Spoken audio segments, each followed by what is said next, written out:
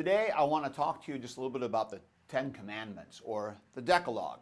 Keep in mind that Decalogue simply means 10 words, which is an excellent name for the Ten Commandments, because when the commandments are actually first listed in Exodus chapter 20, when Moses is meeting with God on Mount Sinai and God gives him all of his commandments, when those commandments are first listed, they're not actually even called commandments. They're referred to as devar, or words, these things that God spoke. And it's also good to remember that in the Bible, the commandments aren't called the 10 Commandments in Exodus 20 where they're listed, or in Deuteronomy 5 where they're also listed. Remember, Deuteronomy 5 is the second giving of the law. That's where we get the name Deuteronomy, which is deuteronomos, second law. It's Greek, deutero, second, nomos, law. So the second giving of the law, and this was when Moses was reiterating the law and reestablishing the covenant right before Israel went into the promised land for real this time. They got close the first time around, but then they balked after the spies came back with the hard report. And remember, God made the harsh command, none of that generation will come in. So 40 years of wilderness wandering. So we have Exodus 20, first giving of the law. Deuteronomy 5, the second giving of the law. And then from that we have three other references in the Old Testament to 10 commandments. New Testament never says anything about 10 commandments. It's not even mentioned. And there's only 3 times where there's a reference to 10, but neither in Exodus 20 or Deuteronomy 5 is there numbered 10. We just had these words that God spoke. Now, what's really interesting about these words that God spoke in Exodus 20 and in Deuteronomy 5 is that when you start reading through the commands that are given as you shall or you shall not, and start counting them up, you end up with 12, 13, 14 different discrete commandments. That's the reality. And there's nothing in the text to indicate which one are the 10, or the numbering should be. Which one's the first one? What's the second? What's the third? And so if you just start counting the verbs that tell you to do something, that give a command, you end up with 14, which is not 10. So the question has been from the very early on, what exactly are the 10 commandments? How do we number them? And people have made different efforts to do this. Now, just to give you kind of an idea of what I mean by 12 or 14, the very first word in Exodus 20 is, I am the Lord your God who brought you out of Egypt. And in Judaism, they count that as the first davar, the first word, the first commandment, a reminder of who God is and what God did. A really great place to start, frankly, because it grounds everything to follow in what God has done for his people. We call that gospel in the Lutheran tradition, and that's what Christians know as God's giving for us. So everything begins with God doing for his people. Not a bad first place to start. Then the second word from verse 3 of Exodus 20 is no other gods. Then we have a command about no idols or no graven images. And then we're told also not to worship them, separate commandment. And then we're told about God's name, and then the Sabbath, and we work our way down through the list until we end up with the don't covet your wife or your neighbor's house, don't covet his wife or his manservant or his maidservant, and we have then the discrete commandments totaling up to about 14. But that's not 10. So how do we get 10 commandments? And so the point is that there have been lots of efforts through the years to try to figure out how this should go. Judaism counts 10 commandments, but as I mentioned, their first one is, I am Yahweh who brought you out of Egypt. And then they have no other gods and idols combined, just like we do in our Lutheran tradition. And then they go to the name of God and the Sabbath being the fourth commandment, and then on from there and combine the two on coveting. The Reformed tradition and also the Eastern Orthodox tradition are very similar in how they approach it. They look at the first commandment as no other gods, and then the second commandment as no graven images, and then the third being on the name of God being honored, and then the Sabbath day, and right down the line, and then we have one commandment on coveting.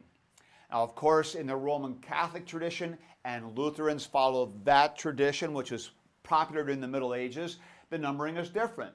We begin with, there will be no other gods, And then we have the commandment about graven images rolled into that. And then we have the second commandment of the name of God, third commandment on the Sabbath, fourth on honoring mom and dad. And then we have killing and adultery and stealing and bearing false witness as 5, 6, 7, and 8. Then 9 becomes don't covet your neighbor's house. 10, not his wife or his manservant or his maidservant. We get 2 on coveting. So that's how the Catholic Lutheran tradition operates. So which one is right? Well, the point here is there's no right or wrong way of numbering them. You can make a good case for several of these lists. Some literary exegetical arguments lean hard on probably the best way to go is more in the line of how the Reformed Eastern Orthodox tend to operate, combining the last 2 on coveting into one and splitting out the one on graven images, maybe.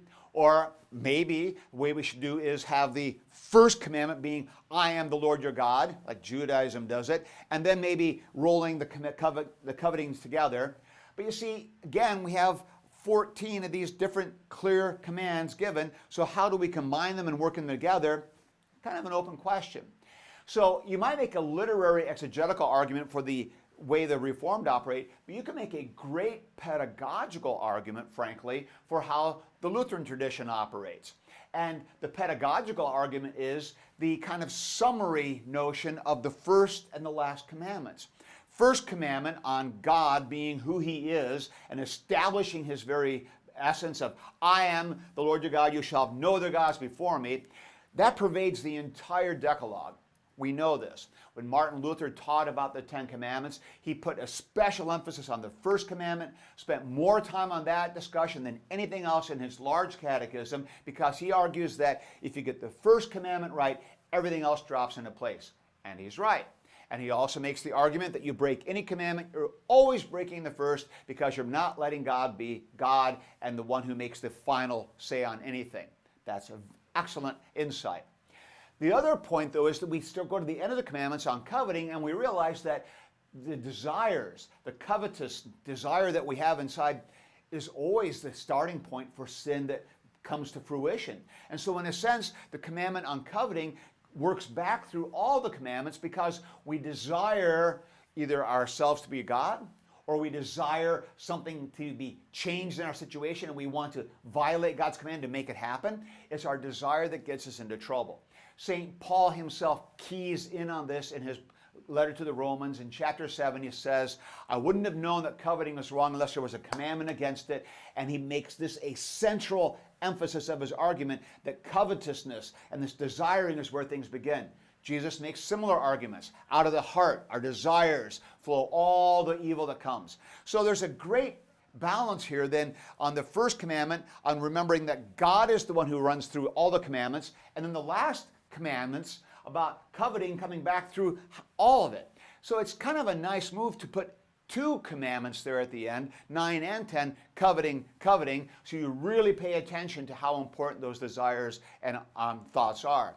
There's also another little sidebar here, which is good to remember, that this emphasis on idolatry and graven images, which becomes the second commandment in the Reformed numbering, has often led into some problems in the church known as iconoclasm.